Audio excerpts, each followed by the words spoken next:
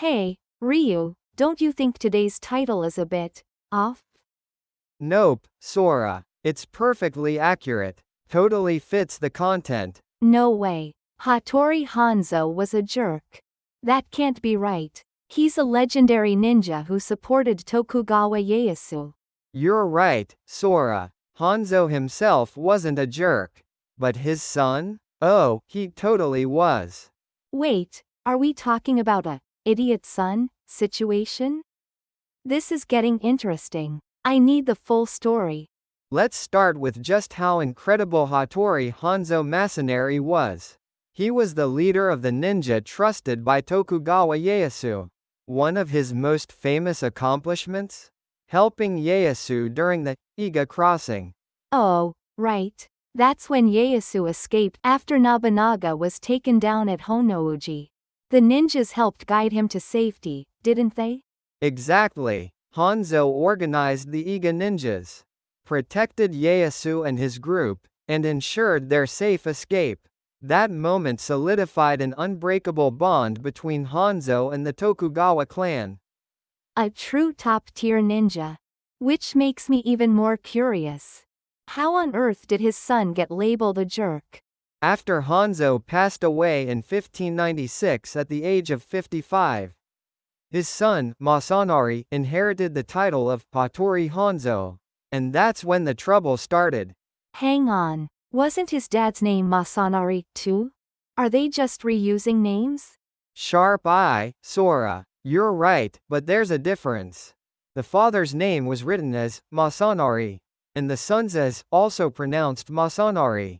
Wow, that's confusing. But from the sound of it, passing on the title was a colossal mistake.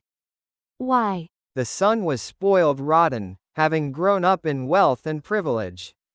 He was arrogant, reckless, and became even worse after marrying Ieyasu's niece. He acted like he was untouchable. Ah, classic entitled rich kid vibes. Ieyasu must have been so frustrated. It gets worse. Masanari completely misused the Iga ninjas. He forced them to work for free when he was building his house.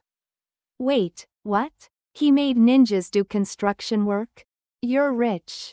Just hire some professionals. What a cheapskate. Not only that, but he made them supply the materials themselves. If anyone refused, he'd cut their pay, or not pay them at all.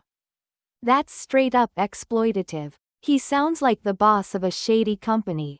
Oh, and get this, he even made advances on the wives of his own ninja subordinates. What?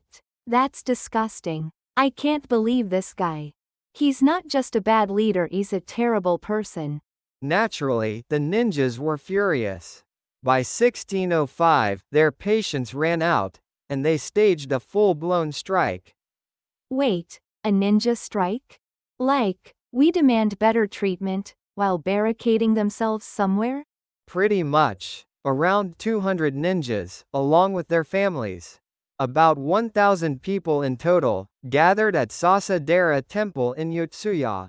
They demanded Masanari be removed, promotions for themselves, and fair wages. Honestly, their demands sound completely reasonable. I'm rooting for them at this point. The strike threw Edo into chaos. The ninjas would sneak out of the temple at night to gather food.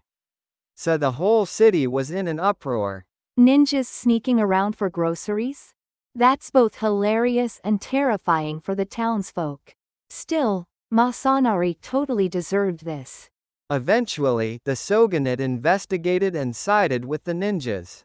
Masanari was dismissed, and the Iga ninjas were reassigned to a different Tokugawa retainer.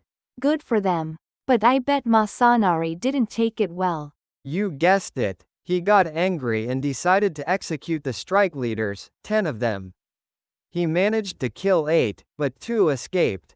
That's beyond petty. He's the one at fault.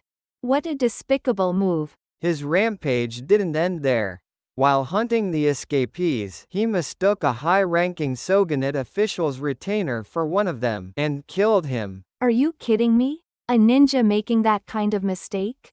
It's like he inherited none of his father's skills. As a result, the Hattori family was stripped of its status. Thanks to Masanari, the Hanzō name was ruined. All that legacy, gone in one generation. Hanzō must be rolling in his grave. Masanari still managed to save himself. In 1615, during the summer siege of Osaka, he faked his own death and fled.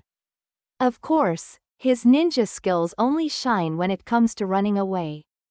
After that, he changed his name to Masachika and lived in a remote area with his family. He even lived to the ripe old age of 75. 75. He had the nerve to outlive most of his contemporaries. That's some survival instinct. Wow, Masanari's life was a train wreck from start to finish. It's incredible how one person can ruin such a prestigious legacy. Right? It's a lesson in history. Treat ninjas poorly, and you'll pay the price. It's ironic that the son of a great ninja turned out to be the one who least understood them. Well, that's all for today. See you in the next video. If you enjoyed this, don't forget to like and subscribe. See you soon.